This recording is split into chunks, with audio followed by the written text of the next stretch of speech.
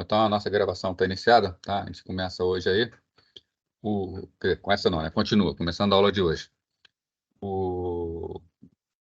Ainda não abriram para a gente a nossa turma lá no Canvas, tá? Inclusive, eu fui conferir e eu achei que tinha aberto todas as turmas, só agora que eu percebi que não abriram a nossa turma, só faltou a nossa turma. Então, eu já vou reclamar hoje mesmo, tá? Assim que acabar a aula, eu vou mandar um e-mail para o coordenador pedindo para ele ver isso, tá? Porque por internet lá do Canvas a gente pode interagir bem melhor. Eu vou passar material para vocês, tudo lá também. Então, enquanto não está lá, eu vou colocar agora aqui no chat um link, tá? Vou escrever aqui.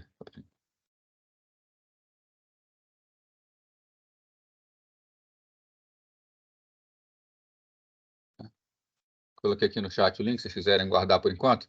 Logo mais eu vou botar no Canvas também. Isso é para uma playlist no YouTube, tá? Nessa playlist já está a primeira aula.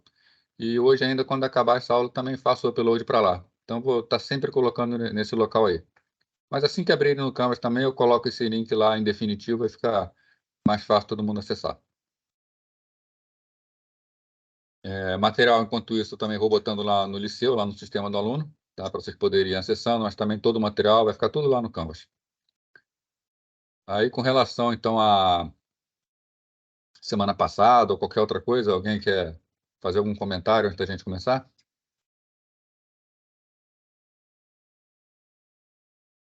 Não, beleza. Qualquer coisa, então, é só botar aí no chat ou então falar, sem problema, tá? Então, semana passada a gente terminou, né, o nosso conteúdo, vendo até a parte de, pegar aqui, né, redes de datagramas, conversão sobre datagramas, e a gente ia entrar no assunto por dentro do roteador, né? Vamos entrar, então, falar hoje sobre o funcionamento no roteador, depois entrar na parte da camada de rede e protocolo IP, né? Antes da gente entrar aqui, vamos lembrar, aqui só, vou botar aqui no slide, botar esse slide aqui, onde a gente fala sobre repasse e roteamento, né? Que a gente fala do papel da camada de rede, né? Faltou dar um ajuste aqui. Onde ficou faltando, fala do papel da camada de rede, né? Então, aqui a gente fala sobre repasse. Só acertar minha tela aqui um pouquinho, que na correria ficou uma imagem por sobre outra. Agora está tudo certo. Bom, então, repasse e roteamento, tá? Isso aqui diz respeito a quando uma informação chega dentro do roteador, né? Então, conforme o pacote chega no roteador, a gente está vendo aqui na imagem, esse roteador ele tem que tomar uma decisão sobre qual linha de saída, por qual linha de saída ele vai enviar uma informação que está chegando, tá? Esse ato dele escolher a saída é o que a gente chama de repasse, né?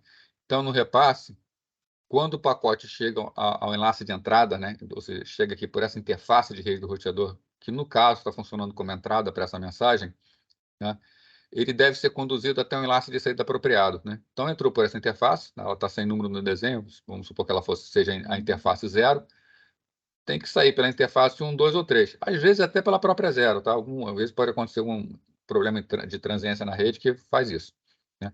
Mas vamos considerar que está tudo funcionando direitinho, que o pacote chegou e tem que ser roteado para uma das saídas. Esse ato de escolher a saída a gente chama de repasse, né? Agora, para que o repasse seja feito, é necessário que antes disso seja feito o roteamento.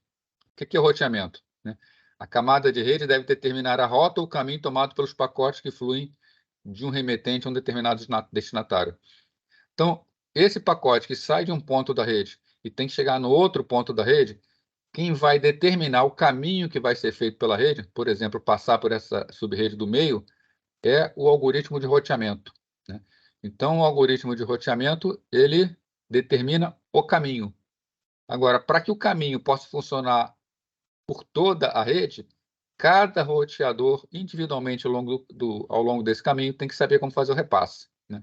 Então, repasse é uma questão local do roteador, que ele tem que saber, para cada linha que entra e para cada destino, qual vai ser a linha de saída escolhida, né? Enquanto o roteamento é uma questão global, que envolve todos os roteadores da subrede, e eles precisam escolher, determinar o caminho pelo qual vai ser passado.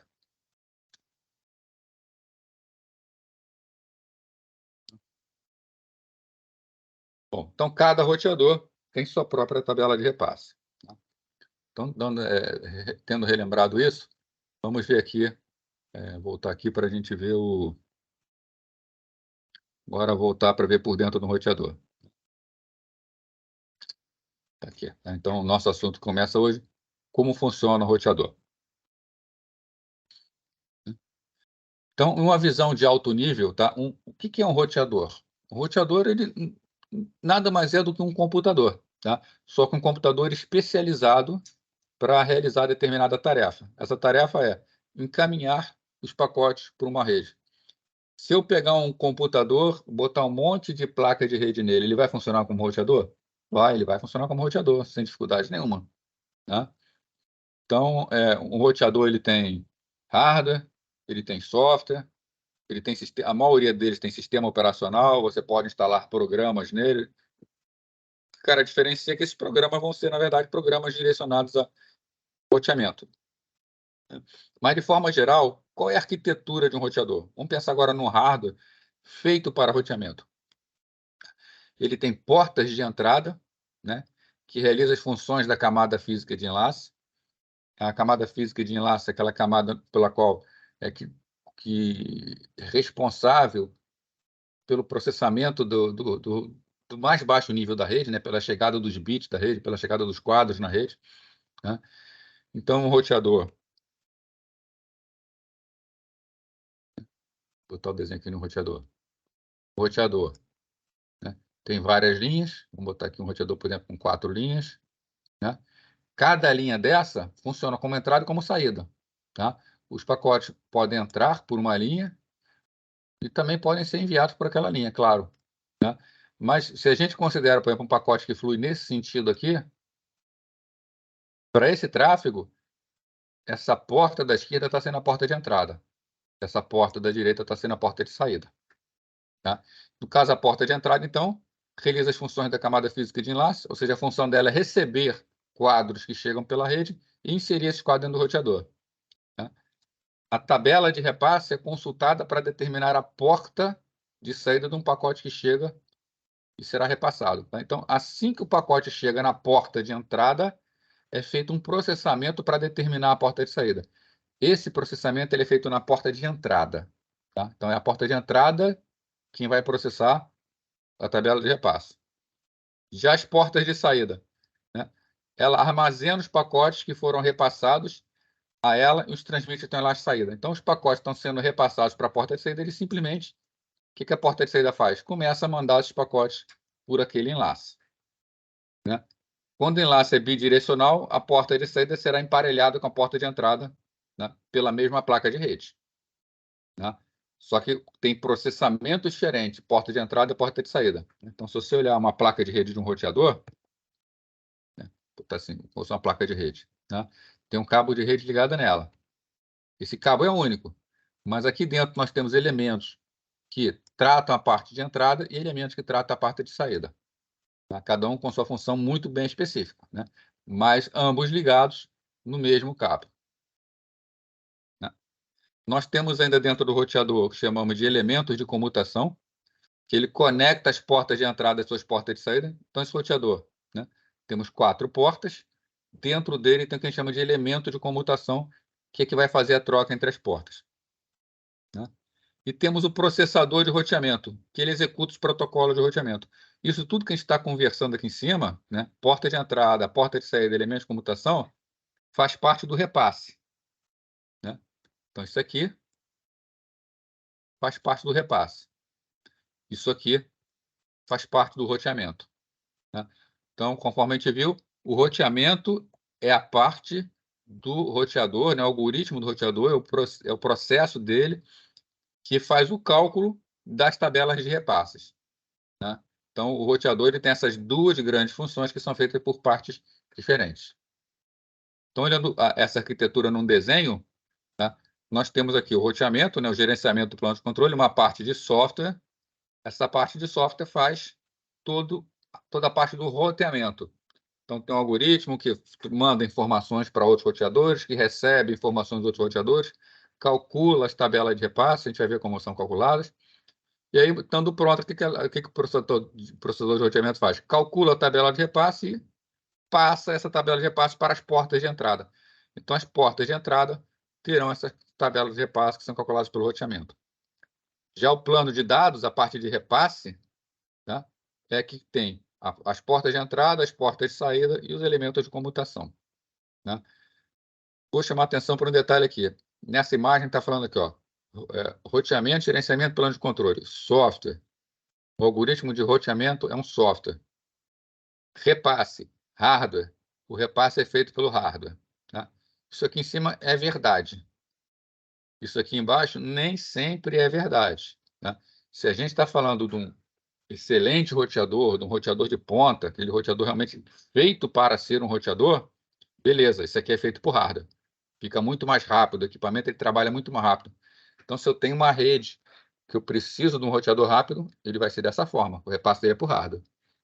Agora, eu posso ter roteadores mais simples, né? Nesse caso, o repasse vai ser por software. Eu posso ter computadores com placas de rede executando software de roteamento. Nesse caso, vai ser por software repasse. Tá? Vocês devem lembrar de matemática discreta uma frase importante. Tá? Software e hardware são equivalentes. Tudo que eu faço em software, eu posso fazer em hardware. Tudo que eu faço em hardware, eu posso fazer em software. A fronteira vai depender do quanto eu quero investir, porque sempre que é feito em hardware é mais rápido. Tá? Por isso que a gente fala, né? Bons roteadores fazem o repasse por hardware. Agora, roteadores mais simples e mais baratos fazem por software. Né? Dependendo do tipo de conexão que eu tenho com a internet, do tipo de processamento que eu vou fazer, não há realmente necessidade de um roteador que faça tudo por hardware. Então, não vai fazer diferença para a minha rede. Agora, se eu estou no núcleo de uma rede de alta velocidade que tem grande vazão, é muito interessante um roteador que faça o repasse por hardware. Então, discutir agora como é que são esses repasses, o processamento da entrada, o processamento da saída e o gerenciamento. Então, processamento de entrada, né? Aquilo que é feito nas portas de entrada, que é feito quando um pacote chega num roteador. Então, as funções de determinação de linha de saída é realizada pela porta de entrada, né? Que implementa as camadas física e de enlace. Né? A gente já viu aqui, viu não, né? A gente relembrou o modelo OS, onde o roteador ele trabalha na camada de rede. Tá? Vamos dar uma lembrada bem rapidinho. Tá? Na pilha de protocolos OS, e também internet, TCP/IP, a camada mais baixa que nós temos é a camada física. Tá? Acima da camada física, nós temos a camada de enlace. Acima da camada de enlace, nós temos a camada de rede. Tá? O roteador, ele está aqui. Ele é um equipamento da camada de rede. Né? Então, ele precisa receber as informações de camada de rede. E a gente viu no modelo OSI que uma máquina, né? Vou botar duas máquinas se falando. As informações descem camada a camada até chegar na camada física, onde ela é efetivamente transferida para a máquina do lado, para a próxima máquina, e aí sobe pelos protocolos na camada. O roteador está na camada de rede. Está aqui. Então, ele precisa, para que o pacote chegue na camada de rede, antes o pacote tem que fazer o processamento das camadas físicas e da camada de enlace. Quem faz esse processamento para o roteador é a porta de entrada.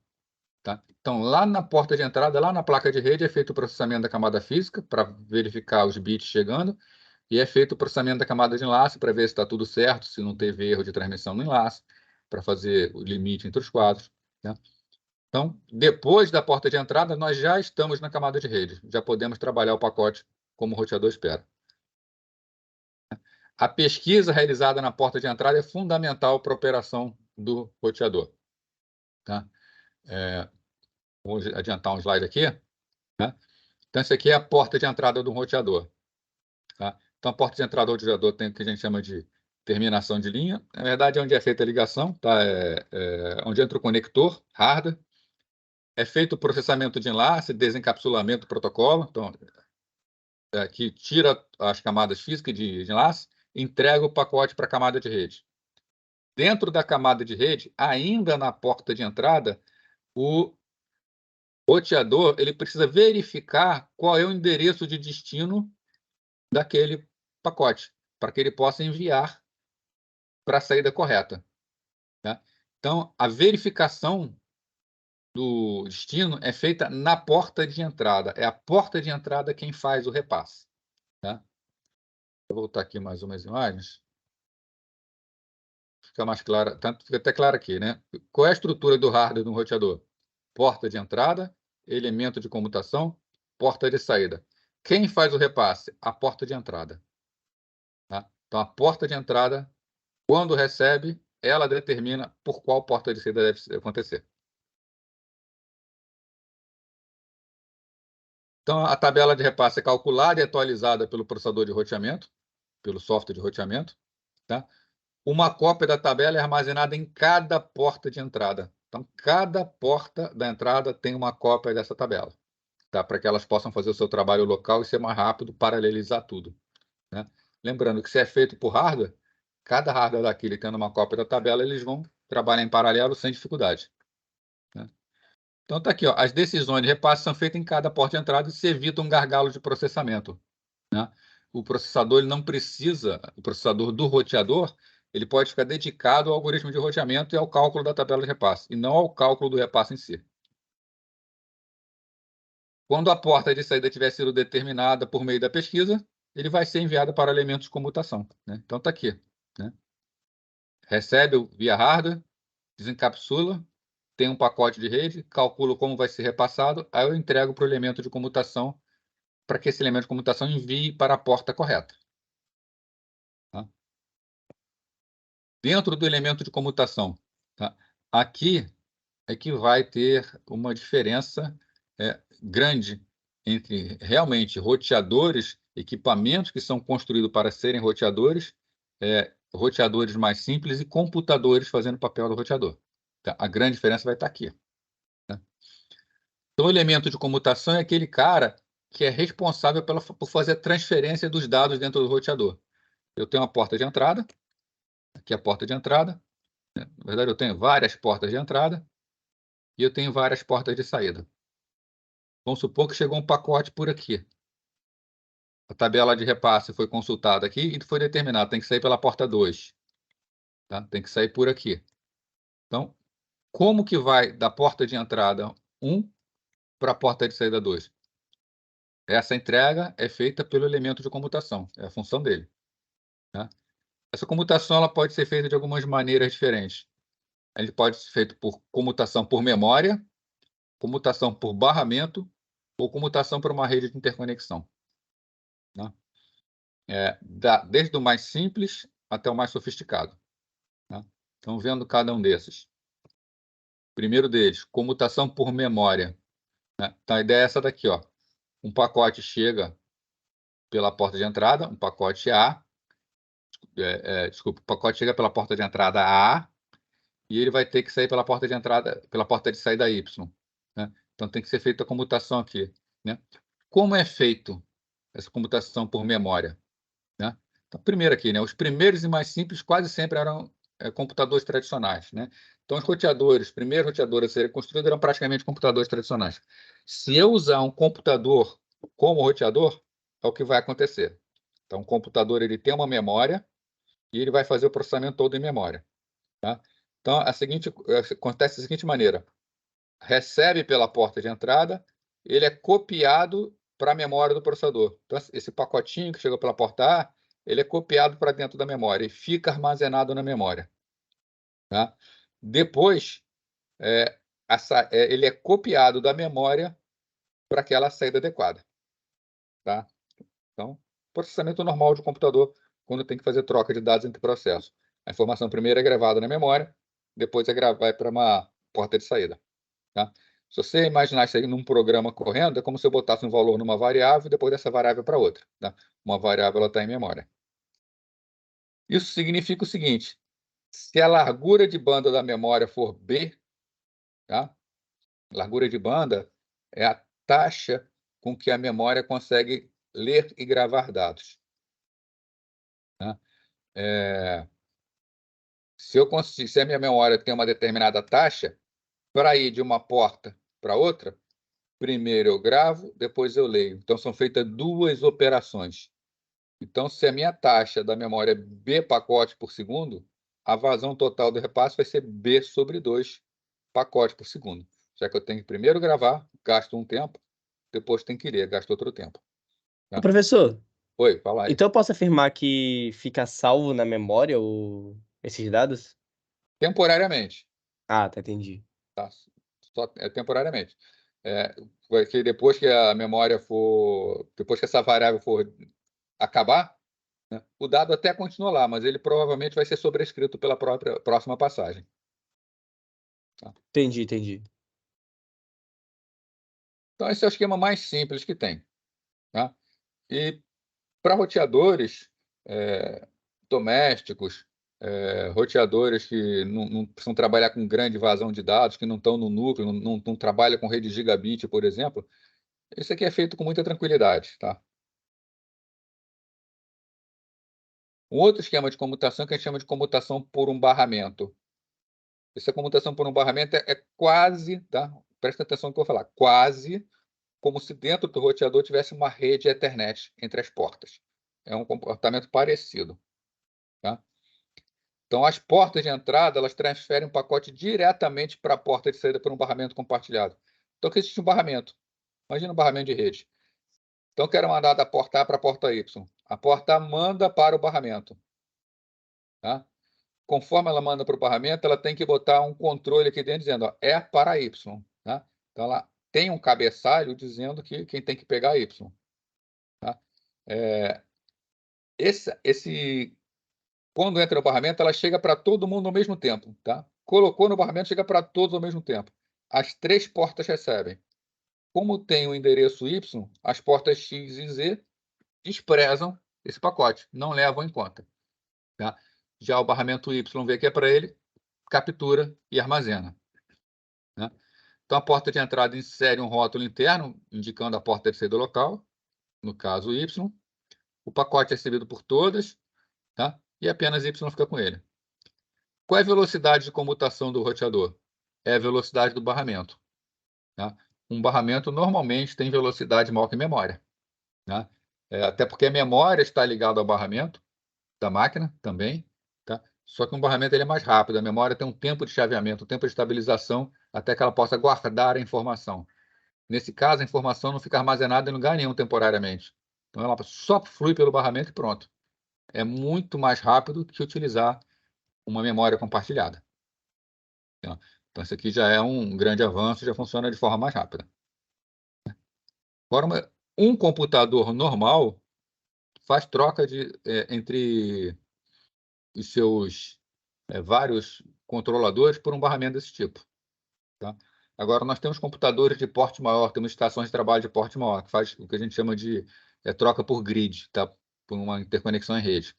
E os roteadores mais sofisticados, eles também vão trabalhar com esse grid. Funciona como uma espécie de barramento, tá? Só que é um barramento cruzado. Ao invés de ter aqui um único barramento ligando todo mundo, nós temos barramento de saída, temos aqui 3 barramentos de saída, um para cada porta de saída, e barramentos de entrada, um para cada porta de entrada. E entre esses barramentos, nós temos chaves que podem ligar ou desligar a conexão entre os barramentos, tá? Então, é um comutador que a gente chama de computador do tipo Crossbar, também conhecido como grid, né? É uma rede que consiste de 2 N barramentos que conectam N portas de entrada com N portas de saída, né? Então, já comentei, os barramentos verticais ligam as portas de entrada, os barramentos horizontais ligam a porta de saída. O que acontece quando eu quero mandar um pacote de A para Y, né? Quando eu vou mandar um pacote de A para Y, simplesmente é feito um fechamento, né, aqui, entre o barramento do A e o barramento de Y, e a mensagem que vem por A, como tem um curto aqui, vai para Y, né? Qual é a vantagem? Vamos supor que ao mesmo tempo B queira mandar um pacote para X, né?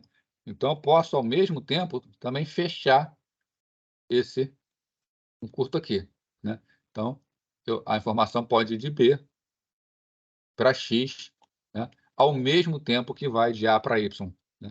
Então roteadores que estão sobre carga intensa, se tem um barramento Mas desse eles tipo. podem cruzar, professor? Oi? Eles podem cruzar, por exemplo, B pode enviar para Z passando pelo meio de Y? Pode, porque aqui não está. Aqui você imagina isso aqui, na verdade, como sendo isso aqui, ó, tá? Vou botar um desenho aqui. Vou fazer só o desenho do A, tá? O desenho do A, ele funciona assim, ó. Aqui, na verdade, está assim, ó. Tá? Os barramentos eles não estão ligados, né? Eu vou fazer aqui assim também. Vou botar aqui também B. Aqui, na verdade, está me faltando um segundo plano aqui. Tá vendo? Eles não são ligados. Tá? Sim, sim, sim. E aqui vou botar aqui o C também. Tá? Nesse caso, o que está acontecendo? No momento da transmissão, A vai mandar para Y. Quando A vai mandar para Y, aqui tem uma chavinha seletora. Ó. Essa chavinha fecha. Ela fecha um curto aqui. Aí, quando ela fecha um curto, está vindo para cá. Né? Quando B for mandar, B vai fechar um curto aqui também. Né? Mas B não está ligado em Y, tá vendo? Ah, entendi. Tipo portas. É. Entendi. Tipo uma chavezinha, uma chave de computação, sabe? Só que, né? Entendi. Então, na Ela só verdade, abre na hora da comunicação, né? fecha, no caso, fecha na hora da É, fecha, comunicação. é verdade. Ela só fecha na hora da comunicação, quando não tem, ela abre. Essas aqui, ó, essas que eu marquei aqui, nesse momento elas estão fechadas. Então, eu tenho comunicação de B com X e de A com Y. Mas eu não tenho de A com X nem de A com Z, está aberto. Né? E vários computadores, tá, de alto desempenho possuem uma arquitetura dessa que permitem acesso paralelo à memória. Tá? Isso não é característica só de roteadores, não. Computadores paralelos, estações de trabalho, computadores de grande porte, mainframe, supercomputadores, eles costumam também ter um barramento desse tipo crossbar, tá, para acesso à memória. Que você pode ter vários processos acessando a memória ao mesmo tempo. Obviamente, cada um acessando uma região de memória diferente do outro. Essa aqui é a comutação mais rápida que nós temos para roteadores. Né? Isso aqui está um exemplo de 3, mas a gente pega um roteador, por exemplo, com 16 linhas de entrada, 16 linhas de saída, a gente vai ter um barramento de 16 por 16. Tá? Consegue paralelizar muita coisa. Né? Fala que Então, tem 4 portas um roteador. Necessariamente ele tem 4 linhas de comutação ou não? tem porque, na verdade, você está falando que quatro portas, 4 conexões de rede, né? É, exato. Cada conexão de rede, ela vai ser, né, vou botar aqui, isso aqui é uma placa de rede roteador, né? Então, ele tem um cabo de rede ligado nele. Né? Sim. Cada porta de rede vai ter uma porta de entrada e uma porta de saída. Né? Então, a quantidade de portas de entrada é a mesma quantidade de portas de saída sempre. Então, se ele tiver 4 conexões, ele vai ter um barramento de 4x4. Ah, entendi. Então tá certo. Né? Se tiver 10 conexões ligadas nele, vai ser um barramento 10x10. E, obviamente, dá para imaginar Entendi. que são equipamentos mais caros. Né? Não, eu Não fico são, imaginando o switch, né? um switch ainda faz um processamento mais rápido que um roteador. Né? Sério? O Mas o switch caminho não é maior? Hein? Mas o caminho, teoricamente, não é maior? O que? Do roteador? Não, do switch. Do processamento. Não, que o switch trabalha na camada de enlace, né? Ele tem até um desencapsulamento a menos. Ah, entendi. Por isso que é mais rápido, né? Não tem uma É, etapa para passar, né? não precisa abrir. É porque o switch, na verdade, o que o switch faz? Dando uma adiantada aqui, tá? O switch ele recebe um determinado quadro, né? A gente vamos chamar de quadro, por uma porta de entrada. Ele tem que determinar a porta de saída e mandar esse quadro. Né? O switch ele não muda o quadro. O quadro que chega é exatamente o quadro que sai. Nenhum tipo de processamento é feito no quadro. Entendi. Né? Ele só A gente faz a vai ver, ponte, né? a gente vai ver que o roteador aqui, não, o roteador ele precisa abrir, ele vai examinar, ele vai fazer novo cálculo, ele vai mudar o conteúdo do pacote, então ele precisa de um componente, alguma coisa nele, o pacote é mudado, tá? A gente vai ver que alguns campos do pacote mudam na camada de rede. Né? Já Entendi. o switch ele só repassa. Como ele só repassa, ele tem condições de fazer isso muito mais rápido. Entendi. Então é mais seguro, teoricamente, para processamento de dados, botar o processamento não, encaminhamento de dados, o switch ao invés do roteador? Não, porque os problemas acontecem na linha de transmissão. Ah, não é no dispositivo, né? Não é no dispositivo. Dentro do dispositivo não tem nunca perda, não tem problema. Entendi. Achei que Né? tivesse. Não, lá dentro do equipamento não vai dar problema mesmo. Entendi. Não tem. Né? O professor, antes do senhor Oi. mudar, só para esclarecer um ponto. Quando você fala que a conexão entra para o roteador por uma entrada só, por assim dizer, mas o roteador ele pode ter 4 entradas internas, então ele mesmo tem que fazer um processamento para dividir os dados que chegam entre as entradas, correto? Isso, foi feito na porta de entrada. Entendi. Então não é a conexão que vem de fora que define qual porta, por exemplo, de entrada que ele vai usar no roteador. O próprio roteador que define para onde vai de acordo com a porta que está liberada no momento. Seria mais ou menos isso. Ou Não, não não, é é. só pela porta de saída. De acordo com as portas de saída, define a porta de entrada. Na verdade, o que é que ele vai fazer? A porta de entrada é por onde chega, né? Eu perdi meu mouse aqui, peraí. Porque eu falo que, teoricamente, um roteador caseiro, assim, você tem uma entrada só, né? Digamos assim, a não, rede ela chega por uma entrada, ela sai por parte de saída, digamos assim. Então, é por isso que deu essa minha dúvida, entendeu? Não, o doméstico, na verdade, ele só tem uma entrada e uma saída, tá? O que você tem, né, no roteador doméstico, vou botar ele aqui assim, ó, essa caixinha aqui, tá? Você tem aquela porta que chama de WAN, porta WAN, né? Isso. Essa porta WAN, na verdade, é a porta externa, por onde chega a informação do mundo externo. Aí dentro dessa caixinha você imagina o seguinte, ó, você tem um roteador aqui dentro, né? Aí essa porta WAN entra numa porta do roteador e sai por uma porta do roteador. Tá? Internamente só tem uma porta. Aí, só que dentro desse roteador doméstico tem acoplado, agregado ele um switch, né? E esse switch é que tem 4 portas. Tá legal? Interessante. Então, na verdade, o roteador de casa ele só tem 2 portas. É a porta que vem de fora e a sua porta interna. Só que essa porta interna, para você não precisar comprar um switch para espalhar, ele já traz dentro dele um switchzinho. Interessante. Então, ele basicamente divide a conexão com todo mundo que está conectado, né? Por Isso. isso que, por exemplo, se você tem uma rede gigabit e você tem roteadores que vendem que são gigabit, mas quando você bota mais máquinas nas portas, ele fica a velocidade não baixa, no máximo, porque ele está dividindo com todo mundo. Isso. Mais ou menos essa ideia. Isso. Entendi. Né? Tá? Então, Interessante. esse roteador doméstico, na verdade, ele é um acoplamento de um roteadorzinho com switch, né? Interessante. Entendi. Show. Beleza, entendi. Tranquilo? Né? Então, e o processamento de saída? Tá? O processamento de saída ele é mais simples, porque quando a informação já chega na porta de saída, ela só precisa fluir por aquela linha, né? Só precisa dar vazão. Então, no processamento de saída, né, nós temos o elemento de comutação, mandando para aquela saída, né? Vai ter uma fila de gerenciamento de buffer, né? Uma fila que, na verdade, é uma pequena memória. O que o roteador vai fazer na porta de saída? Vai reencapsular, vai pegar aquele pacote que veio da camada de rede, né? Lembrando novamente, o roteador está na camada de rede. Aí precisa encapsular, né, para a camada de enlace e mandar pela camada física, né? Então ele faz um processamento para aquela camada física específica e terminação de linha é por onde sai. Tá? Aliás, deixa eu voltar aqui uma coisa que eu falei para vocês que eu só esqueci de um detalhe, tá? Ele, além de ter um switch, esse roteador doméstico, ele também tem uma anteninha, né? Que é uma outra rede por trás, ligada a esse switch. Tem a parte do Wi-Fi. Eu ia pensar nessa adição, realmente. O roteador tem Wi-Fi, que seria o motivador, imagino, da gente não ter, por exemplo, switch em casa e ter sim um roteador. Tem essa facilitação, né, digamos assim. Né? Entendi. Inclusive, o que acontece? Né? Aqui no processamento de saída, né? Vou juntar tudo agora aqui. Então, você tem aqui o roteador. Né? Você chega aqui, vamos supor, por uma rede Ethernet.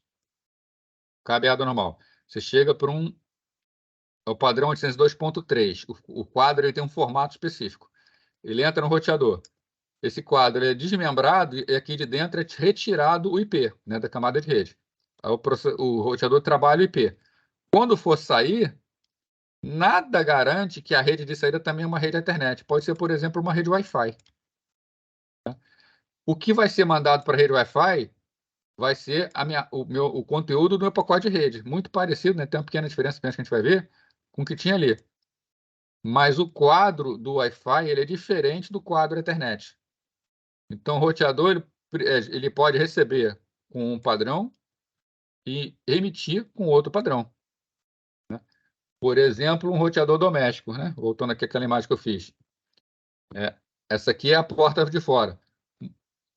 Muito provavelmente, está quase sempre, essa porta WAN fala um protocolo do tipo PPP. Enquanto essa rede aqui de dentro fala um protocolo do tipo Ethernet.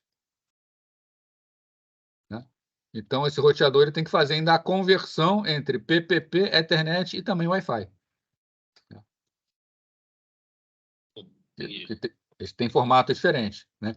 Por isso que temos aqui também, né, processamento de enlace, porque conforme ele desmontou o pacote na entrada, ele vai ter que montar na saída, ou para o mesmo padrão, se for Ethernet, ou um padrão diferente, se for outro.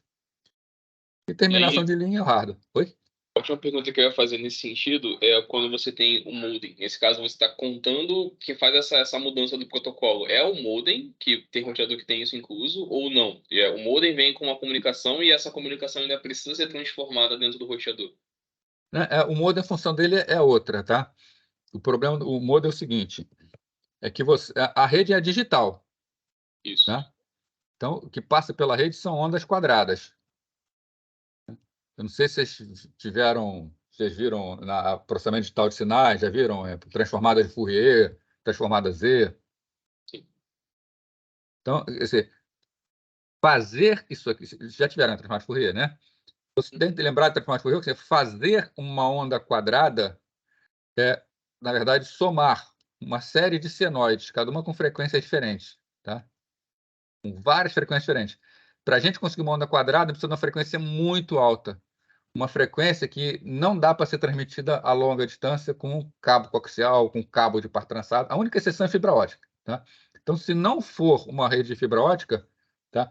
Você precisa fazer a conversão desse sinal para um sinal analógico. Né? Então, isso aqui, por exemplo, ela pode ser, normalmente é uma portadora, que a gente chama, é uma senoide. Aí normalmente a comutação do modem é por chave. O que é a comutação por chave? A senoide, vou botar aqui um sinal, tá?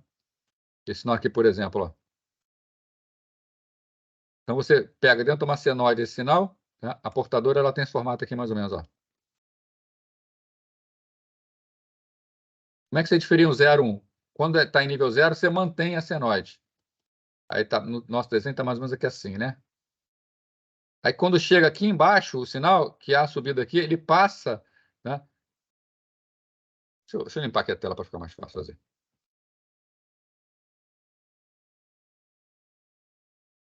Vamos lá, vou botar aqui. Eu tenho sinal aqui. Né? Eu tenho uma senoide aqui.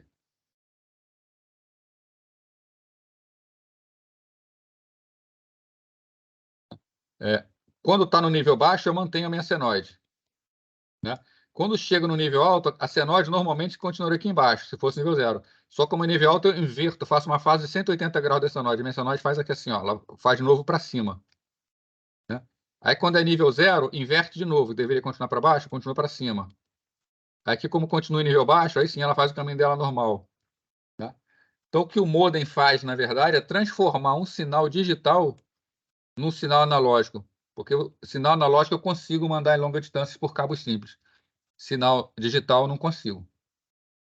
Tá? Então, o papel do modem é só fazer essa conversão entre analógico e digital. Interessante. Tá? Entendi. Porque se eu tentasse mandar isso aqui, um sinal de componente de frequência tão grande, tá? Não aguenta. Vai acontecer uma filtragem, tá?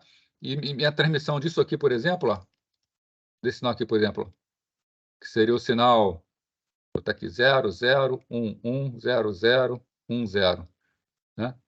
Isso aqui, se eu tentar botar isso aqui no meio de transmissão, o que vai passar vai ser isso aqui, ó. Onda mais ou menos assim. Eu perco completamente meu sinal. Então, eu tenho que fazer uma transformação antes. Bacana. É a mesma lógica da rede, né? Por exemplo, de energia elétrica mesmo, né? Que tem a alternada e a contínua. E Isso. você pega a alternada porque é melhor para passar por longas distâncias. Não, perfeito. Você não consegue passar contínua por longa distância, não tem jeito.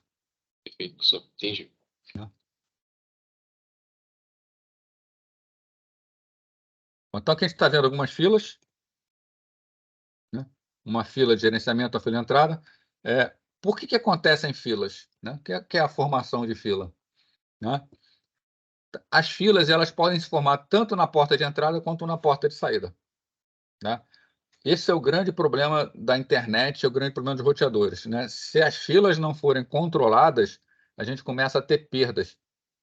E com as perdas eu começo a ter retransmissões. E com as retransmissões o meu problema fica pior ainda.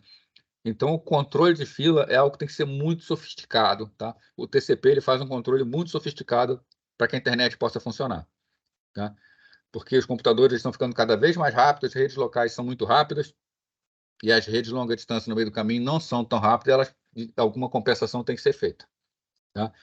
Então, à medida que as filas crescem, a memória do roteador pode ser exaurida, tá? Pode não ter espaço. Né? Por que é a fila? Está chegando muita coisa e o roteador não está dando condição de dar saída. Ele está guardando isso na memória. Se a memória dele acabar, não tem onde guardar, vai acabar, vai jogar fora. Né?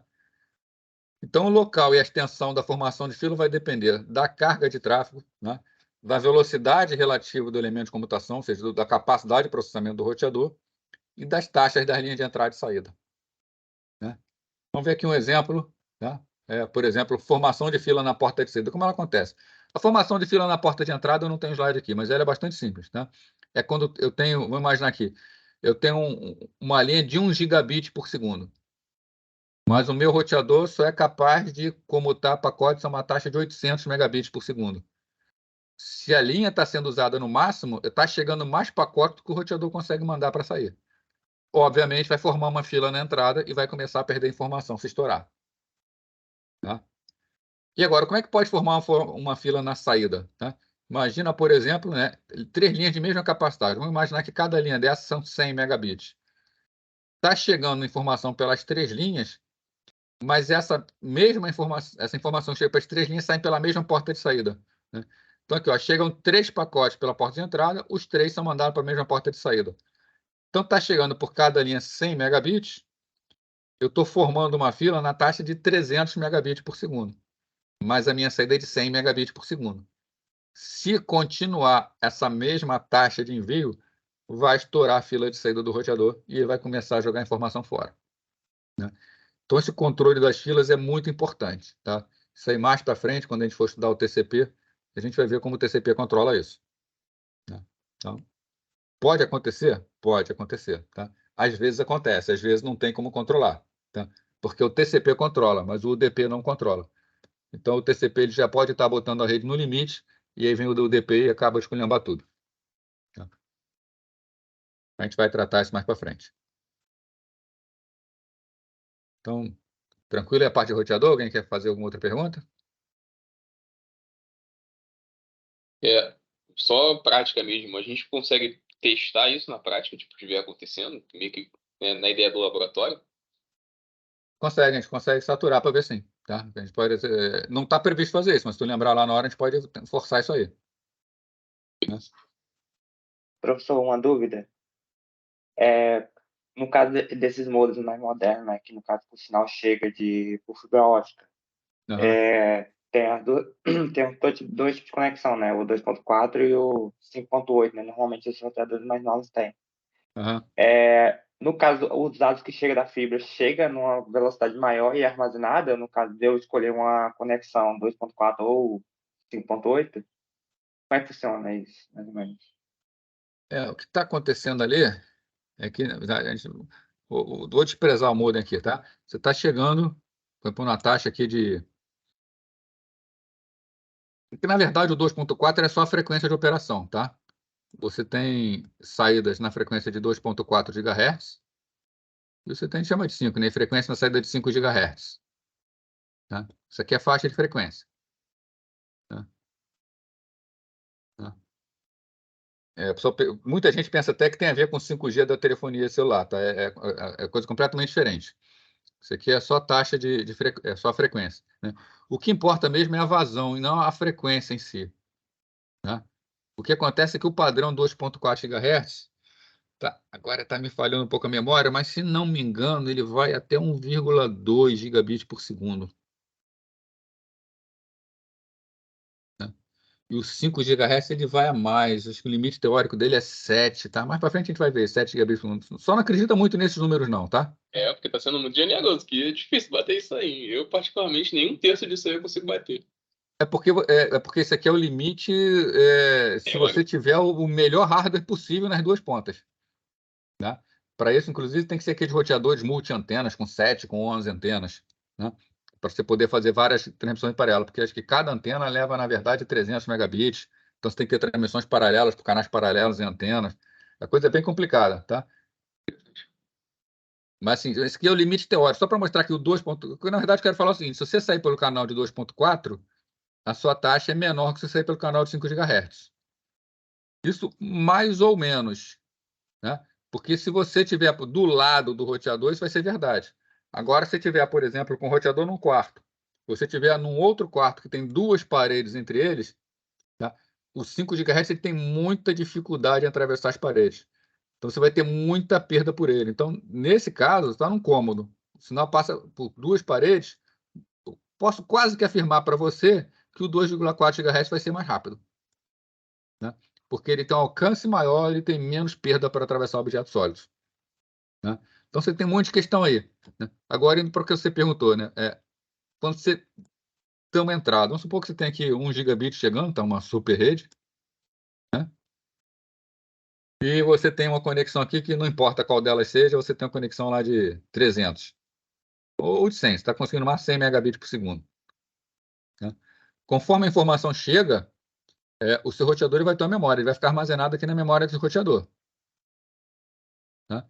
Se estiver chegando a uma taxa muito maior do que você consegue, obviamente vai começar a vazar, né? Aí você vai perder, né? Mas normalmente o que acontece é o contrário. É você ter uma linha de saída, por exemplo, de 300, e você está fornecendo internamente a 1000. Que pode acontecer também, né? Aí também está guardando na memória do roteador, né? Só que nessa memória do roteador, se estourar, vai se perder. Tá? Foi isso que você perguntou, não? Foi sim. Não. Entendi. Obrigado, Não. professor. Mas agora, isso aqui a gente está falando, tá? Só para não deixar assim, uma ideia errada, a gente vai ver mais para frente como isso é solucionado, mas só para dar, já que a gente tocou nesse assunto, isso aqui tudo a gente está falando é da camada de rede, tá? Qual é a função da camada de rede? A função da camada de rede chega por uma porta, escolher a porta de saída. É o que o roteador está fazendo, tá? Agora, para evitar que isso aconteça, quem cuida das conexões, quem cuida de mandar desde a origem até o destino é a camada de transporte, tá? Especificamente na internet, quem toma muita conta disso é o TCP. Então, embora esse aqui seja um trabalho da camada de rede, embora esse problema aconteça na camada de rede, o TCP ele está atento, ele está de olho ao que está acontecendo aqui, e ele vai trabalhar para evitar que isso aconteça, tá? Aí você pode perguntar assim, como o TCP sabe que isso está acontecendo? O que acontece é o seguinte, as origens estão mandando com uma determinada taxa. Então, essa informação tem que estar chegando no destino com a mesma taxa. Conforme tem uma formação de fila no meio do caminho, começa a ter um delay entre o tempo de envio e o tempo de chegada. O TCP percebe esse delay, percebe esse atraso, e aí o TCP aqui no receptor ele vai avisar todo mundo lá na origem, tá? Ó, tem congestionamento no meio do caminho. Aí esse pessoal vai maneirar a taxa de envio para aliviar o roteador, tá? Então é bastante complexo mesmo, tá? Mas funciona direitinho, tanto que a internet está aí, está funcionando, tá? Então você vê, o problema acontece na camada de rede, mas a camada de transporte cuida disso, tá? Como é esse algoritmo, a gente vai ver mais para frente. Tá legal? Tranquilo? Tá. Falando então do IP, tá? Continuando a camada de rede, né? Vamos conversar sobre IP versão 4 e sobre IP versão 6. Então, IP, Internet Protocol, né? É o componente que forma a camada de rede da internet. Então, relembrando, né? Camada mais baixa é a camada física, né? Depois tem a camada de enlace. A camada física transmite bits. A camada de enlace leva a informação para uma máquina até a máquina do lado. E a camada de rede é aquela que encontra os caminhos na rede e faz o repasse, faz o roteamento para todo mundo. A camada de rede na internet, ela é implementada pelo protocolo IP, Internet Protocol, tá? Então, qual é a função do IP? Fazer o endereçamento e fazer com que a informação saia de uma origem, passe por várias máquinas intermediárias e chegue num determinado destino, tá? Então, o componente que forma a camada de rede da internet é o protocolo IP, tá? Também são os protocolos de roteamento. O IP ele não é um protocolo de roteamento. O IP ele é um protocolo para carregar pacotes, tá? Os protocolos de roteamento eles usam o protocolo IP, tá? Na verdade, o protocolo de roteamento ele executa lá em cima, lá na camada de aplicação, né? Mas a gente fala que faz parte do IP o protocolo de roteamento, que faz parte da camada, na verdade. Tá? É um trabalho da camada de rede, mas isso está executando lá na camada de aplicação, porque é um programa, né? Temos também um protocolo auxiliar, que é o ICMP, Internet Control Message Protocol, tá? Que é para trocar informações que podem estar acontecendo na rede, normalmente informações sobre erros na rede, tá? Então, aqui, temos a camada física, a camada de enlace, a camada de transporte e a camada de rede. O principal protocolo da camada de rede é o IP, né? Temos o protocolo de roteamento, que já falei para vocês, na verdade, está lá na aplicação, mas eles criam a tabela de repasse que ficam na camada de rede. E temos o protocolo ICMP, que serve para comunicação de erro e também algum tipo de conversação entre roteadores, tá? Então, daqui a pouco a gente vai estudar o ICMP. Vamos ver o IP aqui. Atualmente, nós temos duas versões do IP em uso, o IP versão 4 e o IP versão 6. A gente está trabalhando o que a gente chama de dual stack, né? Pilha dupla. Então, formato do datagrama IPv4, né? A melhor maneira da gente entender o funcionamento de um protocolo, entender o que ele faz, é ver o seu conteúdo, né? Então, nós já vimos que numa rede, conforme a informação passa pela rede, nós temos aqui uma pilha de protocolos numa máquina e uma pilha de protocolos na outra, né? A informação desce pela pilha, vai pela rede e sobe na outra pilha, né? Então, faz esse caminho aqui, né? Se a gente pega a camada de rede de cada uma dessas pilhas, nós vimos o quê? Que a camada de rede ela recebe dados da camada de transporte, são os dados da camada de transporte, né? Esses dados da camada de transporte, a camada de rede acrescenta um cabeçalho, né? E esse cabeçalho é a informação que é trocada, né? Então, para que a camada de rede da origem com a camada possa trocar informação com a camada de rede do destino, é por intermédio desse cabeçalho, tá? O que é o cabeçalho? É tudo isso aqui, ó. Então, isso aqui é o cabeçalho do protocolo IP. É o que o IP manda de um lado para o outro, né? Isso aqui, que está do lado de cá, é tudo que a camada de transporte mandou. O IP não se interessa pelo que a camada de transporte está mandando. Isso aqui são os dados.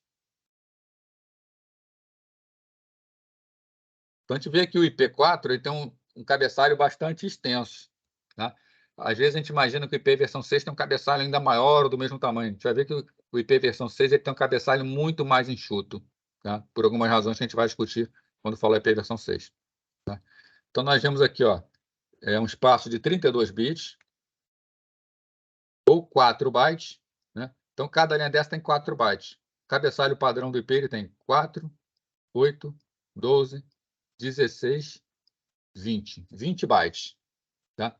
Tem uma parte opcional que na prática não acontece, tá? Não rola, tá? O que vai mesmo é isso aqui, tá? Então, o cabeçalho IP normalmente tem 20 bytes, mas ele é sempre múltiplo de 4. Então, pode ser 20, pode ser 24, pode ser 28.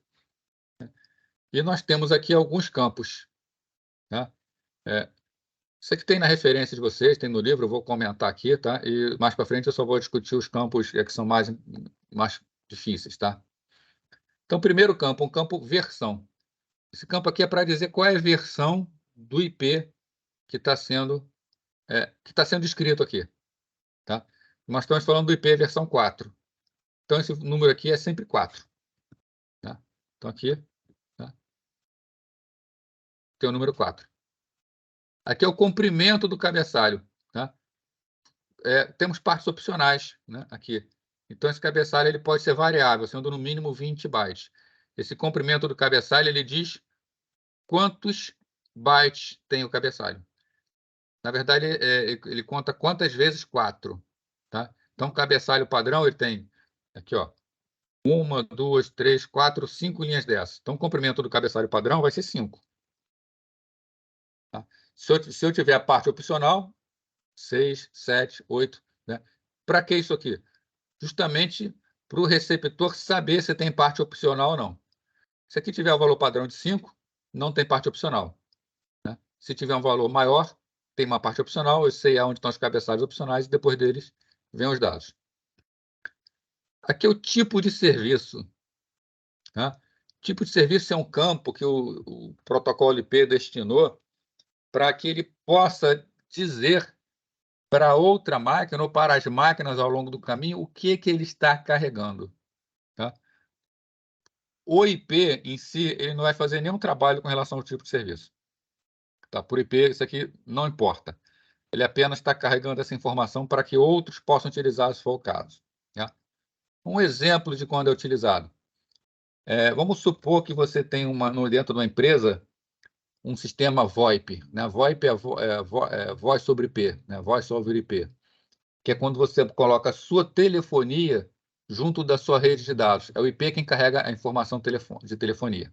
Tá? O que acontece dentro do roteador? Nós já vimos que o roteador tem filas.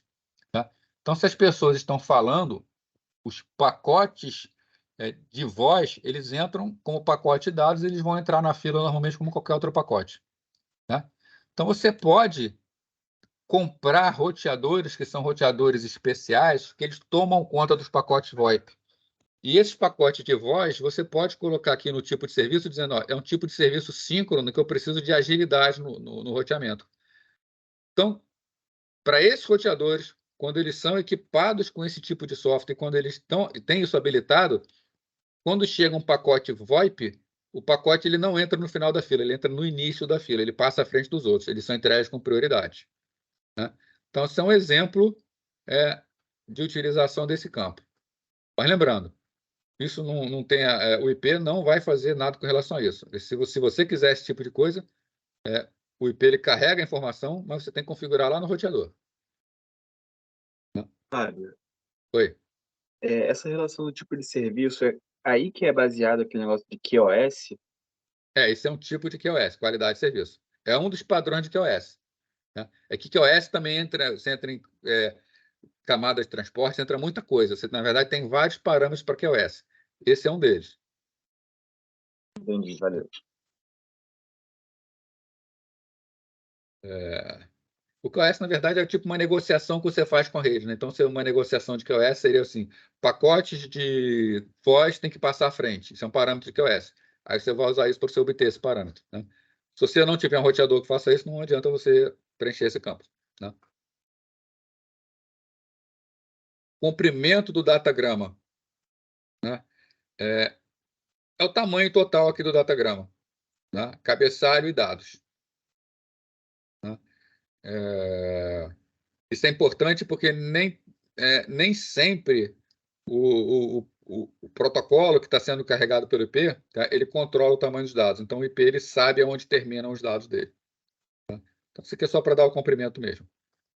Se aqui tem 32 bits, esse campo aqui tem quantos bits? Né? Esse campo tem 16 bits. Tá?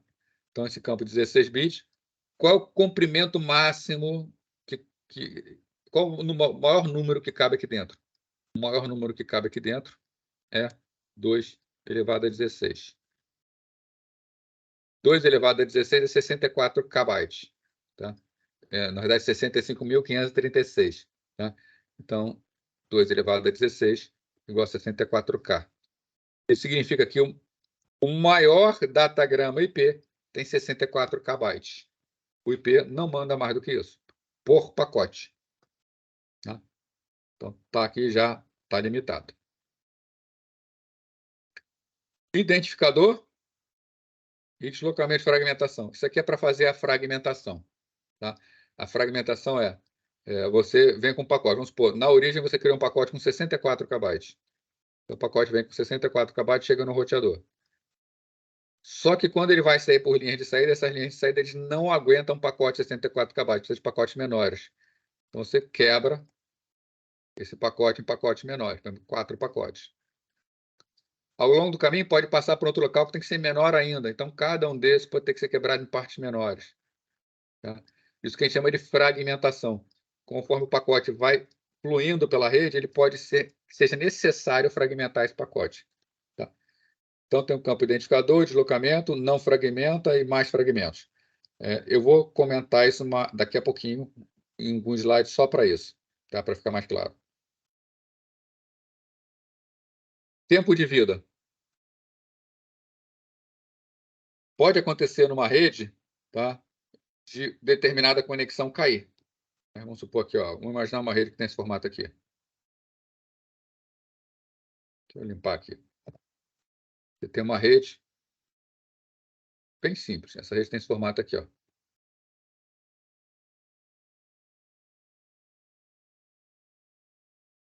Tudo isso aqui é roteador, tá?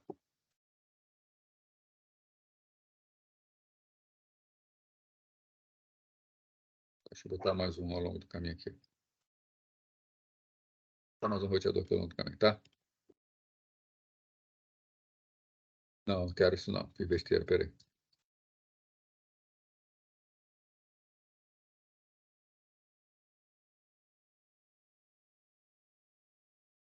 Bom, então vamos lá. O pacote chega por aqui. Vamos supor que eu estou usando um algoritmo de roteamento que escolhe o menor caminho. Tá? Então, esse cara acha que o menor caminho é aqui por cima. Então, ele manda aqui por cima um pacote. Tá? E Então, esse é o menor caminho. De repente, o que acontece? Esse enlace cai. Quando esse enlace cai, esse roteador de cima, ele percebe que esse enlace caiu e agora ele não tem mais conexão com o roteador que estava ligado diretamente. Porém, a saída dele então a saída dele passa a ser por baixo. Então ele passa a ter que enviar a informação por baixo aqui. Tá? A nova rota vai ser por baixo. Leva um tempo para essa informação propagar por todos os roteadores. Né? Mas as coisas numa rede acontecem muito rápido. Tá? A gente tem milhares de pacotes, milhões de pacotes fluindo por uma rede.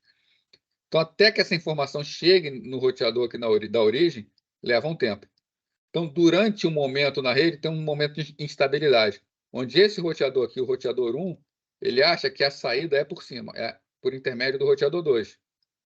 Porém, o roteador 2 sabe que a saída é pelo roteador 1. O que acontece com o pacote que chega na origem, que é destinado ao outro lado da rede? O roteador 1 vai mandar por cima. O roteador 2 vai devolver. Aí o roteador 1 vai mandar de novo. O roteador 2 vai devolver. Eles vão ficar nessa brincadeira o tempo inteiro. E conforme vão chegando mais pacotes, tá? Mais pacotes vão entrando nessa dança. Então, esse enlace ele começa a ficar sobrecarregado e a fila dos dois roteadores começa a ficar muito cheias. E aí, quando a fila enche, e ela vai encher muito rapidamente, né, os roteadores vão começar a jogar pacotes fora. Não só pacotes que fluem por aqui, tá? Mas pacotes que passam por eles. Né? Mesmo pacotes que passariam por baixo, que fossem destinados a outro caminho, começam a ser jogados fora também. Então, começa a perder pacotes rapidamente. Né? Então, um problema desse numa rede, numa queda de enlace, pode levar a uma informação de destruir praticamente a rede. Tá? Esse campo tempo de vida ele é feito para evitar essa situação. Tá? Então, ele começa com um determinado número, cada roteador ele é configurado com esse determinado número. Quando a informação passa pelo roteador, o que o roteador faz? O pacote passou pelo roteador. Ele decrementa o valor tempo de vida. Tá? E o que vai acontecer? Além de decrementar, ele decrementa. E se chegar a zero, ele joga fora.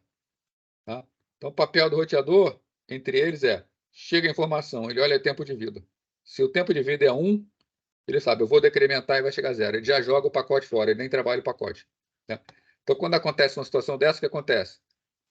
Caiu o enlace, os pacotes começam a bater e voltar rapidamente. Pá, pá, pá, pá, pá, pá, pá, pá, chega a zero, é jogado fora. Então, situações como essa, elimina os pacotes. Tá? Seja por problema na rede, seja mesmo por cálculo errado de tabela de repasse. Tá? Então, esse campo tempo de vida é para evitar que pacotes mal formados ou com problema de roteamento derrubem a rede. Tá?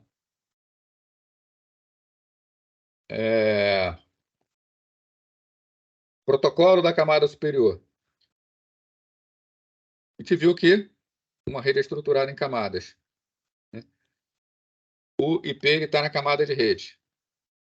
IP. Ele entrega pacote para outros protocolos. Tá? O IP ele entrega pacote para o TCP.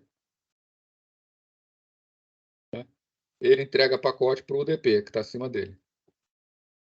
São processos diferentes dentro de uma máquina, tá? O roteador, ele é um computador, ele tem processos em execução, né? E esse processo, ele tem um sistema operacional. Então, quando o pacote chega para o IP ele tem que saber, eu tenho que entregar para o TCP ou eu tenho que entregar para o UDP, né? Então, esse protocolo da camada superior é um número que identifica para quem o protocolo IP deve entregar o pacote. Inclui aqui o ICMP, tá? Que a gente falou que a gente vai falar sobre ele, que é o protocolo de controle. Embora o ICMP esteja na camada IP de rede também, o ICMP usa o IP. Então, também pode ser o ICMP aqui. Tá? Soma de verificação do cabeçalho. O protocolo IP, ele faz uma soma de verificação. Essa soma de verificação aqui, o objetivo dela é testar se houve algum erro de transmissão, né? Então, a informação sai de um roteador para o outro. Pode haver um erro durante a transmissão, na linha de transmissão. Se houver um erro, essa soma de verificação ela percebe esse erro, né? Eu vou fazer 2 comentários sobre ela aqui. Primeiro, soma de verificação do cabeçalho, tá? Ele só confere o cabeçalho. Ele não confere os dados. Então, se houver um erro no cabeçalho, o IP percebe esse erro e joga fora. Se houver um erro nos dados, o IP não percebe esse erro e ele passa o pacote para cima como se estivesse correto, tá? Então, o IP pode entregar pacote com erros? Sim, tá? O IP ele pode entregar pacote com erros, tá? Tá bem claro aqui, soma de verificação do cabeçalho. Uma outra informação para vocês o tempo de vida muda a cada vez que passa por um roteador. Se esse pacote de tempo de vida muda, a soma de verificação também vai mudar. Tem que ser feito um novo cálculo, tá? Então, por isso que o roteador ele faz um processamento de armazenar e encaminhar. Ele primeiro armazena tudo, ele vai mudar esse campo, possivelmente ele pode mudar também esses campos aqui em cima, e na hora de remontar o pacote IP, ele vai precisar calcular uma nova soma de verificação, tá? Por isso que o roteador obrigatoriamente faz um processamento chamado armazenar e encaminhar. Primeiro ele armazena tudo, faz um novo cálculo, depois encaminha. Comentei aqui com vocês agora há pouco que o switch é mais rápido, né? O switch não faz esse tipo de coisa. O switch, o que ele recebe é exatamente aquilo que ele manda. Então, o switch, ele não só não precisa fazer esse cálculo, ele já é mais rápido, como, já que ele não precisa fazer esse cálculo, ele pode fazer uma coisa do tipo o seguinte, ó. Aqui está um switch. A informação está chegando. Ele rapidamente olha o cabeçalho, determina a porta de saída e já está mandando para a saída. Ele está mandando para a saída aquilo que nem acabou de chegar ainda. Então a coisa está chegando, está fluindo por dentro dele e já está saindo. Ele é muito mais rápido que um roteador. Não tem como comparar a velocidade dos dois. Uma das razões é essa daí. Endereço IP origem diz qual é a máquina que está mandando, né? Endereço IP destino é para onde vai, né? O IP destino é importante por quê? Importante porque é o endereço para onde tem que ser entregue, né? Tudo vai se basear nisso aqui, né? É esse endereço que a porta de entrada do roteador vai analisar para determinar a porta de saída para fazer o encaminhamento do pacote. E a origem é importante também porque quando a informação chega num determinado destinatário, ele tem que saber quem mandou aquela informação para ele poder responder. Então, ele obtém essa informação nesse campo aqui, endereço IP origem, tá? E uma parte opcional aí, o protocolo IP previu algumas opções, tá? E também ficou aí para se a gente quisesse expandir esse protocolo, mas na prática não é usado para nada, tá? Então, tirando essa parte aqui, né, essa segunda linha que eu vou explicar daqui a pouco, tá tranquilo isso aqui? Dá para entender qual é o trabalho do IP? Tá? Então, beleza, então, isso aí, tá? Tudo que o IP faz está aqui, né? O IP ele controla o comprimento do pacote, ele faz a fragmentação, ele cuida do tempo de vida para não ficar para sempre, ele faz uma certa multiplexação entregando para protocolos diferentes, ele verifica se tem erro no cabeçalho, ele diz quem é a origem e quem é o destino. Se não está aqui, não faz, tá? O IP só faz isso e faz tudo isso. Bom, então vamos lá. Com relação aqui, então, a esse problema aqui da fragmentação, tá? Primeiro, por que ela é necessária? Né? Nem todos os protocolos da camada de enlace podem transportar pacotes do mesmo tamanho. Né? Por exemplo, MTU é um parâmetro que a gente chama de Maximum Transfer Unit, né? Unidade máxima de transferência. Né? É o quanto aquele pacote consegue carregar na melhor das hipóteses, qual o maior pacote que eles conseguem carregar.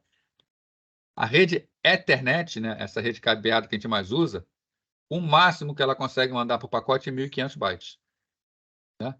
Uma rede Wi-Fi, o máximo que ela consegue mandar é 7.981 bytes. Né? Então, se eu tenho alguma informação que está vindo de uma rede Wi-Fi e essa informação está com o máximo dela, por exemplo, 7.981, no momento em que passa para uma rede Ethernet, ela não cabe. Simplesmente não cabe. Tá? Não tem como enfiar 7.981 bytes em 1.500 bytes. Vai ser necessário fazer a fragmentação. Né?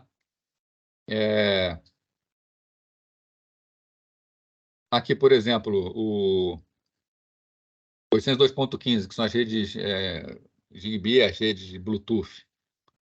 No máximo 339 bytes. Então, se eu tenho um dispositivo conectado à rede por uma conexão Bluetooth, ela trabalha com 339 bytes no máximo.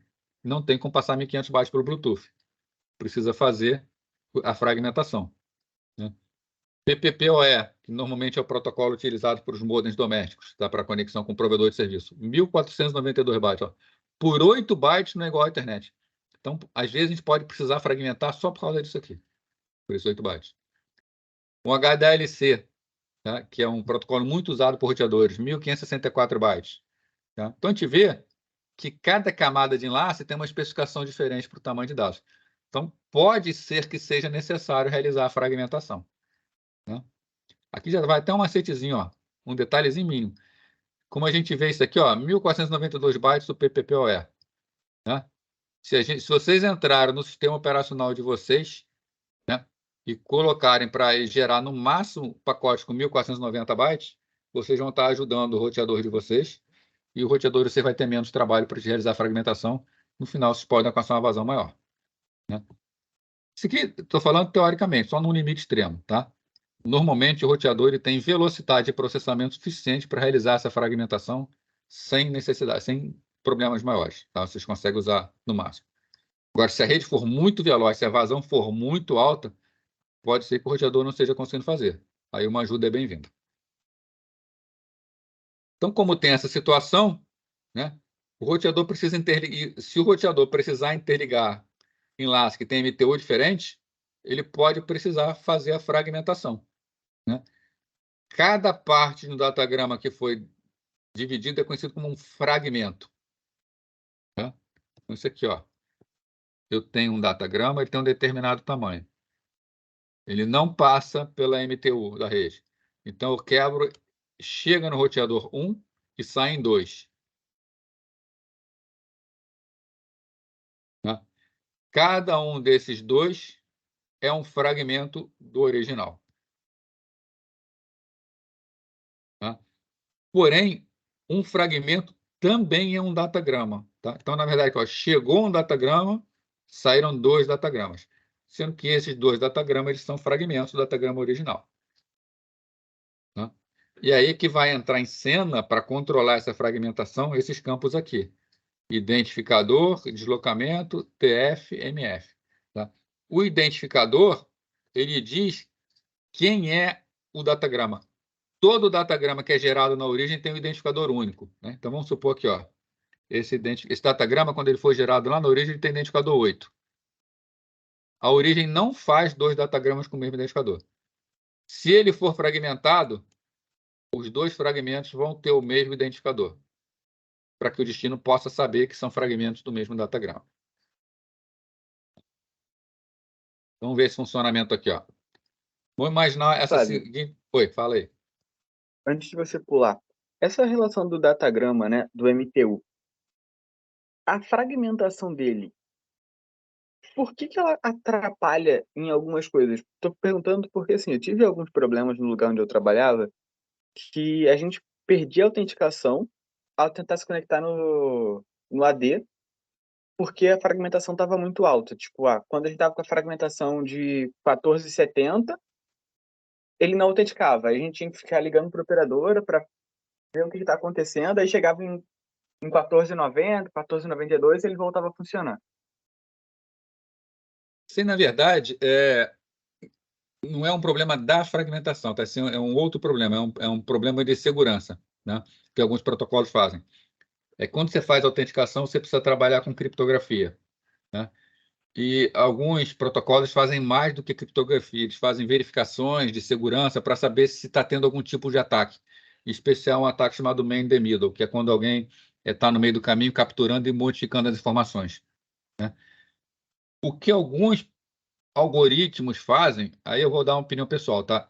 Algoritmos que não são bem feitos, eles consideram o seguinte: como você gerou o seu pacote de autenticação e quando passou, ele foi gerado com uma determinada sequência, determinada assinatura. Quando ele foi fragmentado e gerou dois tipos de pacotes, o que esses algoritmos estão fazendo? Eles estão encarando isso como tendo sido uma interferência externa. Eles estão encarando isso como sendo uma possível violação de segurança. E eles acabam recusando esses pacotes por questões de segurança, né? Mas não é uma implementação muito boa, não é muito bem feita. E também é muito comum, tá? Isso não é privilégio de vocês, não. Isso acontece em muitos lugares, tá? Aí você tem duas opções, tá? Uma delas é você chegar na, na operadora, como vocês falaram, né, e pedir para aumentar a questão da MTU. Mas você também pode, nas suas máquinas internas, diminuir a sua MTU, principalmente nessas máquinas que faz autenticação, né? Você falou lá, por exemplo, a operadora estava com 1470. Aí você pode dar uma margem de segurança aí, tem 20 baixo de IP, tira 20. Aí você pode botar aqui nas máquinas que precisam fazer autenticação, você configura elas para ter uma MTU, por exemplo, 1450. Aí não vai ser fragmentado. Aí você não vai ter esse problema de segurança, né? Mas, na verdade, é um problema causado pela fragmentação, mas eu considero uma interpretação errada dos protocolos de segurança que consideram que a fragmentação foi uma invasão. Entendi. Não, perfeito. Obrigadão, cara. Eu acho que só essa dica aí já vai resolver 100% dos problemas. Eu tive isso internamente já numa determinada organização, e que não era nem questão de operadora, não. Internamente mesmo, nosso firewall estava recusando algumas autenticações, tá? Nós baixamos o MTU das máquinas em 20 bytes e resolveu, né? Quer dizer, Professor, Oi? tem alguma justificativa para esses valores? 1.500? Tem algo assim que explicável? Isso é na hora que é feito o padrão, tá? Na hora que é feito o padrão, é preciso especificar, tá? No caso do padrão Ethernet, vou falar aqui do 1500 só para você ter noção, tá? Mas todos eles têm questões parecidas, tá? O que acontece? Na hora que você manda uma informação, você... Fala aqui do protocolo Ethernet. Sabe que é uma rede Ethernet, por exemplo? Essa rede aqui, vocês já viram a rede Ethernet em rede, né? Ou não? Então, tá, vou falar aqui para quem não viu, tá? Que é uma rede Ethernet. A rede Ethernet, ela pode ter o problema da colisão, tá? O que é o problema da colisão? Esse carinha aqui faz uma transmissão, ele está fazendo a transmissão dele, está começando a fazer, está indo pela rede, tá? A rede não é instantânea, a informação tem um tempo, a própria luz tem a sua velocidade, né? Então a onda eletromagnética no meio também tem a sua velocidade. É muito alta, mas existe a limitação. Então ele está transmitindo. Como é o funcionamento do protocolo Ethernet? Como está nessa situação aqui, essa transmissão está acontecendo, se essa máquina aqui, que eu vou chamar de máquina 2, quiser transmitir, o que ela faz? Ela primeiro escuta o meio para saber se está acontecendo alguma transmissão. Ela vai perceber que já existe uma transmissão e ela vai ficar parada, ela não vai transmitir. O que acontece se essa máquina, que eu vou chamar aqui de máquina 5, quiser transmitir? O que ela vai acontecer? Nesse estado, quando ela verificar o meio para saber se está havendo transmissão, ela vai achar que ninguém está transmitindo, porque a informação da máquina 1 ainda não chegou nela. O que ela faz? Ela começa a transmitir também. Quando ela começa a transmitir, o que vai acontecer? Essa informação vai propagar nesse sentido, essa informação vai propagar nesse sentido. Num determinado momento vai começar a colidir, né? Quando começa a colidir, começa a atrapalhar e ninguém entende nada do que está acontecendo na rede, tá? Para que essa situação esse risco sempre vai existir, tá? Mas se você tiver uma rede em que você determina a maior distância, no caso da Ethernet, a Ethernet determina que a maior distância é 100 metros. Então, no caso da Ethernet, 802.3, para você percorrer 100 metros, tá? Com a probabilidade mínima de que esse problema aconteça, você tem que ter um comprimento mínimo de modo que o pacote possa ir e voltar. Né? Você tem que preencher a rede com 2 vezes a capacidade desse pacote. No caso do Ethernet, isso acontece quando o pacote tem 1.500 bytes. Então, pacotes de 1.500 bytes enchem a rede 2 vezes. E isso diminui, leva, no caso do protocolo Ethernet, leva quase a zero a probabilidade desses problemas acontecerem. Né? Então, por isso que é 1.500 bytes. Tá? É, assim, é razão técnica mesmo. Se for menor do que 1.500 bytes, você aumenta muito a probabilidade de colisão. Se for maior do que 1.500 bytes, você cai em desempenho na rede. Você não tem ainda o problema da colisão, mas a sua taxa de desempenho, né, a sua utilização, o throughput da rede como um todo também começa a cair. Né? Então, para redes Ethernet é calculado que 1.500 é o comprimento ótimo, tá? Que dá maior vazão com menor chance de colisão.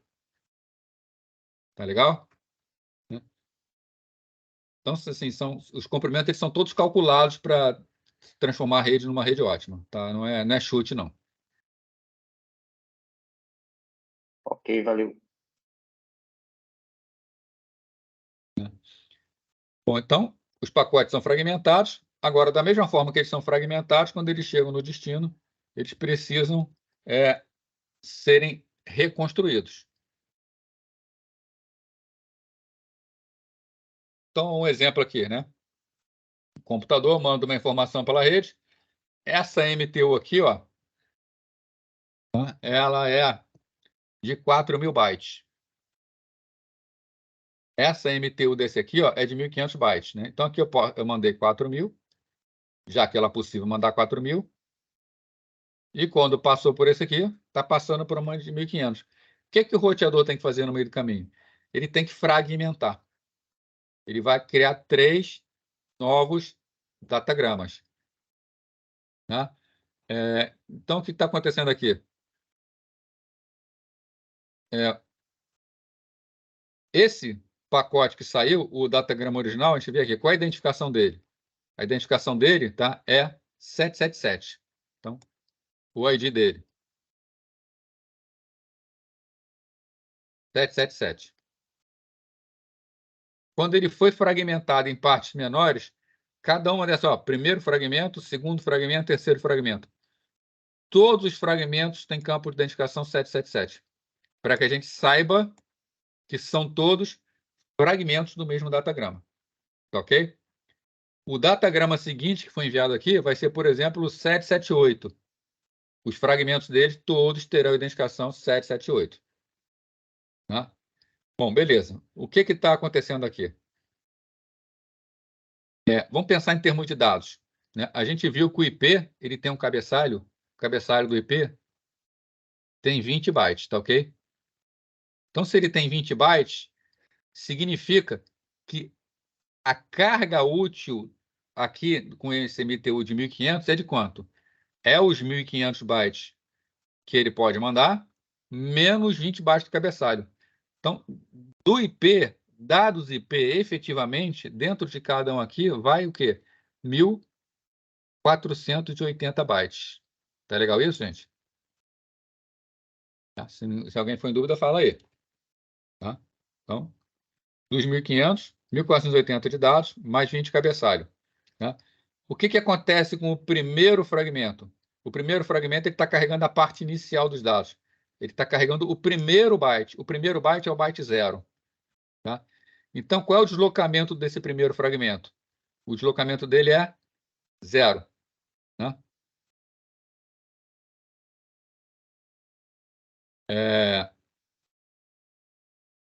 O que acontece com o segundo...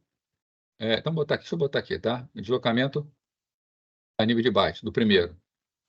Deslocamento do primeiro. é 0. Né? Qual é o deslocamento do segundo?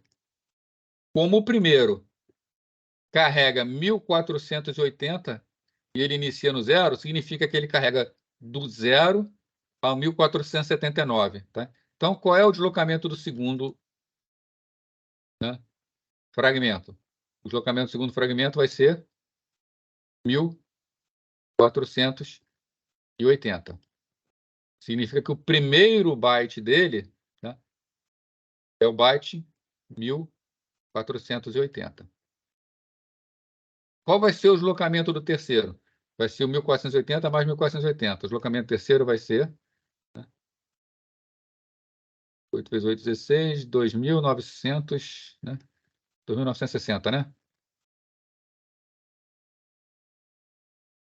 Então, isso aqui significa que no primeiro, o primeiro byte dele é o byte da posição 0.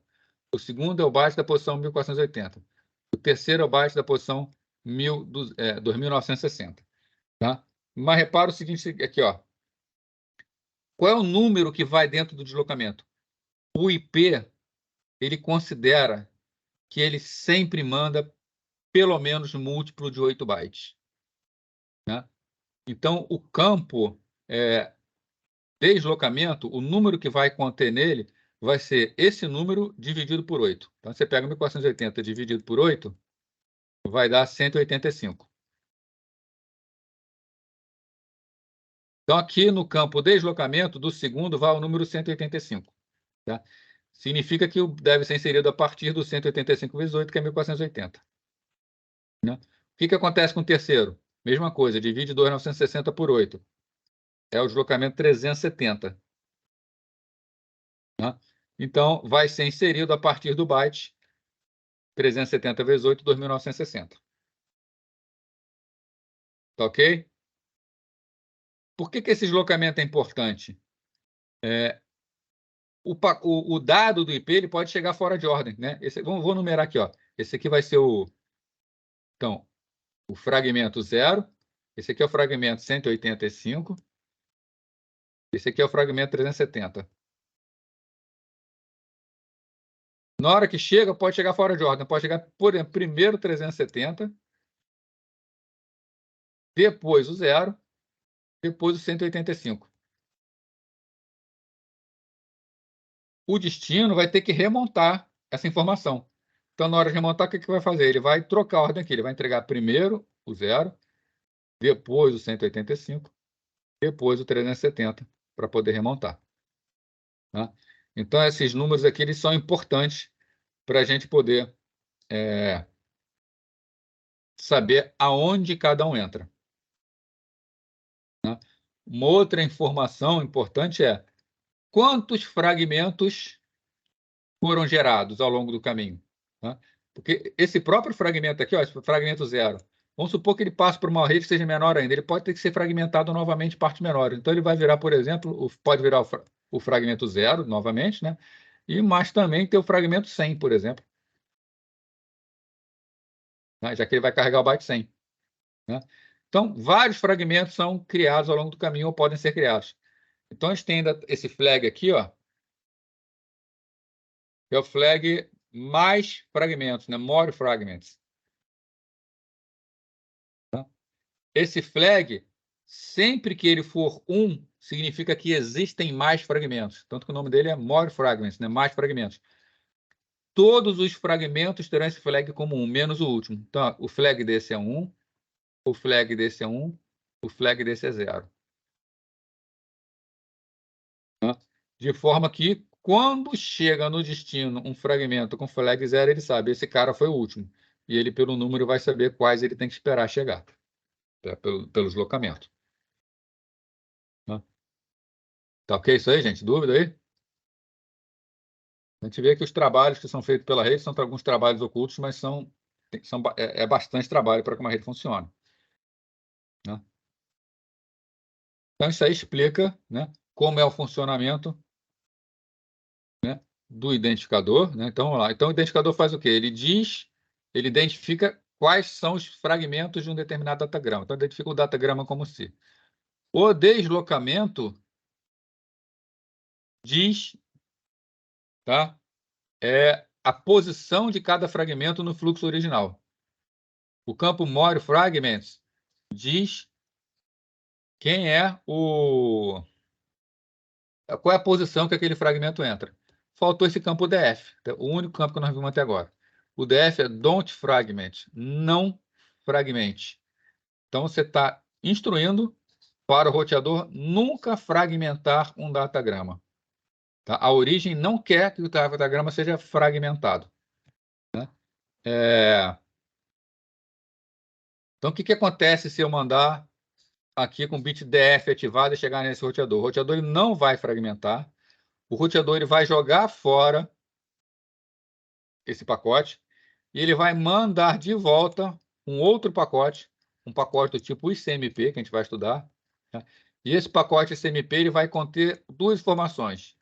A informação de que não foi possível enviar porque precisava fragmentar, e ele também vai informar qual é o tamanho máximo da MTU que causou esse problema, 1.500. Aí, nesse caso, a origem vai saber que no meio do caminho tem alguém com 1.500. Então, a origem ela pode resolver, por si só, já mandar pacotes com no máximo 1.500 bytes. Tá? Então, com isso a gente viu todos os campos aí do IP.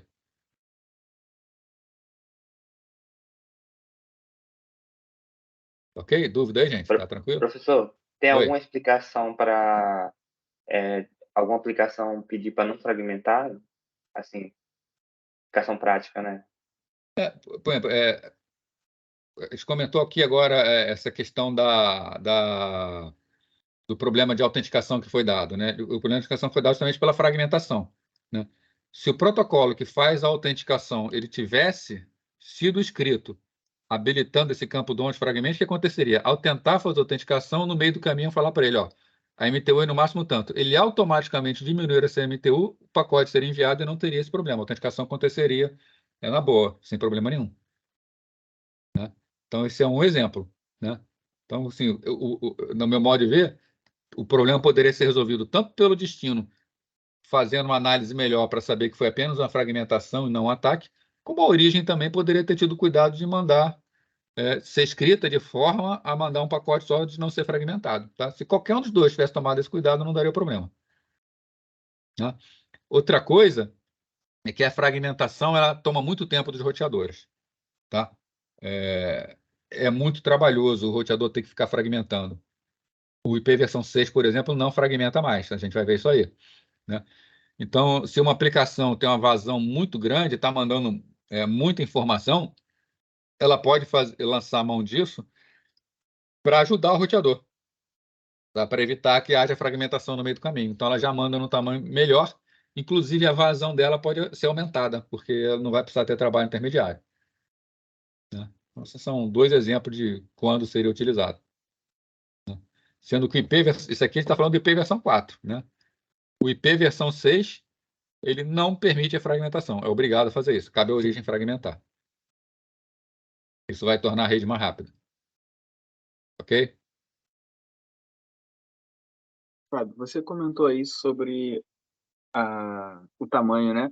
Que não, quando você está com o DF ativado, ele vai chegar, se ele tiver um tamanho maior, quando ele chegar no lugar onde fragmentaria, ele vai voltar. Mas e se a gente tiver vários tamanhos? Por exemplo, o pacote era de 4.000, a gente passou por uma parte que o MTU era de 3.000, depois de 2.000 e 1.500. Ele Vai voltar várias vezes. em cada um deles. Ah, beleza. Essa que era a Se- dúvida, se ele ia voltar várias vezes. Se você der a sorte de logo primeiro ser o menor, você não vai ser mais rápido. Entendi. Normalmente, embora a gente tenha MTUs grandes, tá? Os roteadores eles são programados no software dele para mandar 1.500, porque muito provavelmente vai ter uma rede Ethernet no meio do caminho. Nem que seja a rede de destino ou a rede de origem. Como a rede Ethernet é limita em 1.500, como ela é um dos menores tamanhos, normalmente vai trabalhar dessa forma. Tá? A não ser se o seu dispositivo final seja, por exemplo, um dispositivo IoT, né, de internet das coisas. E que esteja ligado não por Wi-Fi, mas para uma rede Bluetooth, por exemplo. Aí você vai ter uma fragmentação ali no final. Mas normalmente 1.500 é suficiente.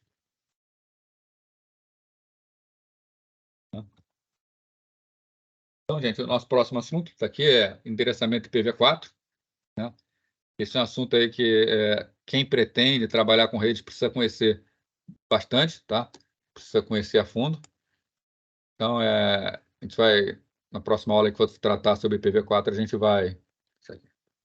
a gente vai conversar sobre como é o endereço IPv4, como a gente faz cálculo de rede, como faz cálculo de máscara, como a gente calcula sub-redes, tá? Para que a gente possa depois fazer um laboratório aí bem legal de rede, tá? Criar a nossa própria rede, definir os nossos endereços, fazer o nosso roteamento. Então, é bastante importante essa parte, né? Quem vai trabalhar com rede não tem saída, tá? Tem que usar, tem que saber essa parte de endereçamento IPv4. Tá? Aí, então, na próxima aula a gente vai falar sobre isso. Tá? Então, mais alguma dúvida, mais alguma coisa?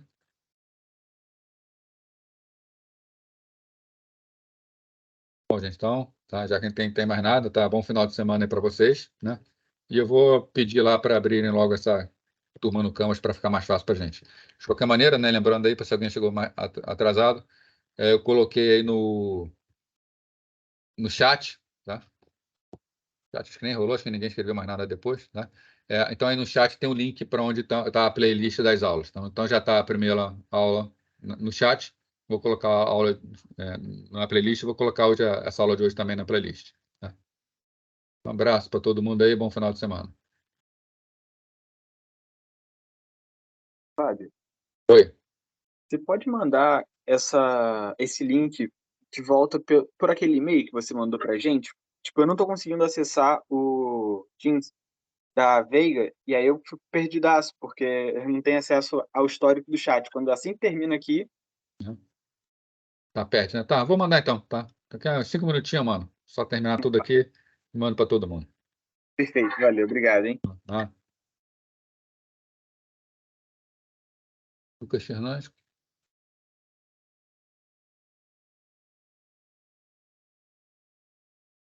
Tá, deixa eu só terminar. Lucas Fernandes pediu aqui, deixa eu só terminar a gravação e vou ver para você já isso aí, tá? Espera só um minutinho aqui.